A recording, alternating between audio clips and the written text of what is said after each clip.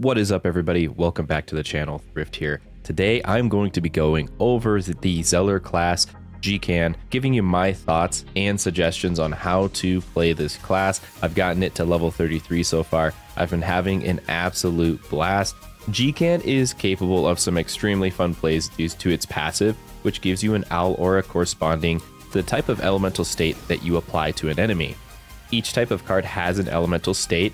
Fire cards can apply oiled, water cards can apply wet, air cards apply ventilated, and earth cards apply muddy. When you apply these states to an enemy, you will see an owl aura appear around your character of that corresponding element. You can have up to 5 of these auras around your character, and you release or activate an owl aura when you apply your AP reserve for the turn. Each of these owl auras do something different. Flame owls will deal area of effect around your Sinistros and your character. Water owls will heal your character and reduce the cost of your next card by 1 AP. Wind owls will deal damage in a cross 2 spaces long. And earth owls will apply a shield onto your character. So the real goal of this deck is how to apply as many owls as fast as possible. Luckily, there's a bunch of ways to apply elemental states, so let's go ahead and take a look at the deck list. Here you can see we play at least 1 card of each element. Starting with the 3-cost element cards, we have Flame Wick, which applies oiled, Condensation, which applies wet, Magnetic Wave, which applies muddy, and Windy Hand, which consumes ventilation to acquire 1 Wind Owl aura. There's also a few higher cost cards in the deck too. These are Magnetic Jolt, which applies muddy, Temporal Strike, which applies ventilation, and Synchronization that consumes ventilation to acquire 2 Wind Owl auras. So in this deck, you have 5 out of the 10 cards that can apply an elemental state, and 2 that can consume one of these elemental states to acquire more owls. The last 3 cards are Jikan Paradox, which releases an owl aura to draw a card, Delay, which adds 1 owl aura if you have any already, and then draws cards for each owl aura on your character, and lastly, Jikan Flight. This card will release all owls on your character. This is how you're going to make the big plays with Jikan and make for some insane turns.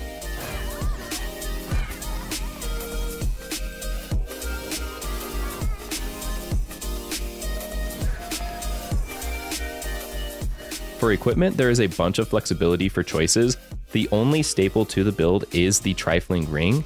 This will give you an additional 15% spell damage for the turn if any enemies have the Astral State. Astral State is super easy to apply with this deck. As long as you can apply an enemy with any 2 elemental states, it turns into the Astral State.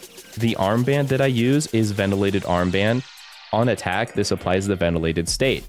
This means you also get 1 Wind Owl aura from your passive skill when you attack. This armband guarantees 2 things. Firstly, that you can always acquire an owl aura on your character, and secondly, it guarantees that any previous owl auras turn into Wind Owl auras. The highest damage combo you can use in this deck is having 5 Wind Owl auras and using Jikan Flight to release all of those auras at once. With this armband, you are guaranteeing those Wind Owl auras whenever you need them. Depending on how you wish to play this deck, you can swap this for any of the other armbands that apply their respective elemental states.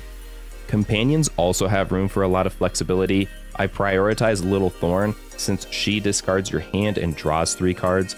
Once you've used Jikan Flight, your goal is to draw into Jikan Flight again. This companion speeds that process up. With Little Thorn, you have 3 ways in your deck to draw cards. You have Jikan Paradox, you have Delay, and you have Little Thorn herself. Lastly, your first passive skill at level 15 is going to be Jikan Magic. This is going to provide 10% elemental damage per owl aura, up to a maximum of 50%. This is going to make your spells, your owls, and your Jikan Flight turns much more powerful. Your remaining points should be invested into the 3 cards, Jikan Flight, Jikan Paradox, and Delay, and any additional points after that you can invest into health points. At level 30, your second passive will be Jikan Application. When you attack, if that target has an elemental state, it will apply this state to opponents adjacent to you. With the armbands we are choosing, you can attack an enemy, apply Ventilated, it will then apply Ventilated to each other enemy around you. This will also apply Astral State. If you were to apply an elemental state, run up to attack them, apply the second elemental state, turning it into astral. It will then apply astral to all enemies adjacent to you, which means your trifling ring could be up to 45% elemental spell damage with just one attack. Combat with Jikan is flexible, but always starts the same. Your goal is to apply astral as much as possible while the enemies are running towards you. This is going to ramp up all of the damage of your deck, and it's very easy to apply with the amount of low cost cards you have in the deck. On your second turn, you need to see if Jikan Flight is in your hand. If it is, then your goal is to rush Owl Auras as quick as possible through the use of spells, attacking, or consuming Ventilated to get Wind Owl Auras back. If you do not have Jikan Flight in hand, use one of your 2 spell cards to draw cards and try to get Jikan Flight in hand. If neither of these cards are available, focus on applying more astral to further improve your spell damage. By turn 3, you should have 3 to 5 Owl Auras in hand, and the enemies should be converged onto you. You're going to decide on what element owl you are going to activate with Jikan Flight. In order of effectiveness for this build, it's going to be Wind Owls for damage and Earth Owls for shields. Water Owl would be the next most effective since the heals are less than what you can apply as a shield, but the AP reduction can be useful in some situations. Lastly, Flame Owl is the least useful in this build since we are not running Sinistros to take full advantage of its benefits. At this point, most if not all enemies should be defeated, and now you're just cleaning up any remaining enemies. There's a lot of ways you can make this build even better. We have a bunch of equipment and companion slots at our disposal, so let's look into those. My current suggestion is to use the Darkling Ring. This is one of those hybrid rings that's going to require the use of an earth and air spell. However, if you can apply that bonus and hit 3 enemies, it's going to give you 2 ether gauge. Why 2 ether gauge is important is because one of the best companions for this deck is Az. When Az attacks, it applies astral.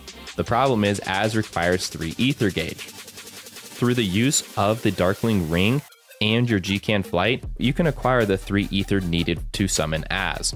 So by your second or third turn, you can do your big wombo combo, summon Az to go attack other enemies to keep your spell damage up to finish any remaining enemies off. If you like this combination, you can further strengthen Az. It is a common companion, so you should find multiple copies to ramp up the health. The most important thing for Az is to just survive a turn, so you can apply even more astral in following turns. You can add 100 companion runes to evolution potential to increase Az's health by 1% per companion level to make him even tankier. One of your most important rune upgrades is going to be with the Trifling Ring, and it's going to be improved effect. This is going to apply an additional 10% elemental spell damage to your hero for the turn per astral opponent, making that 15% turn into 25%. You can also invest into Magic Rush to give your build an additional 20% spell damage.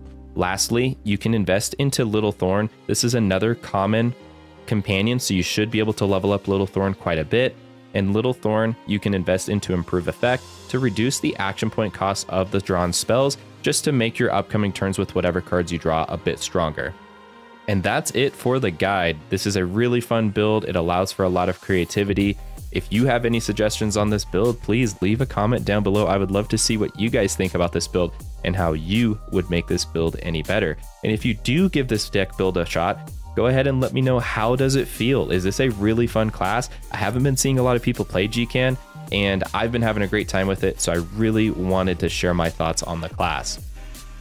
Anyways, guys, that's going to be it for the video today. Don't forget to leave a like on the video and subscribe to the channel to be notified of any future updates that I do make. And until next time, I'll see you all in the next video.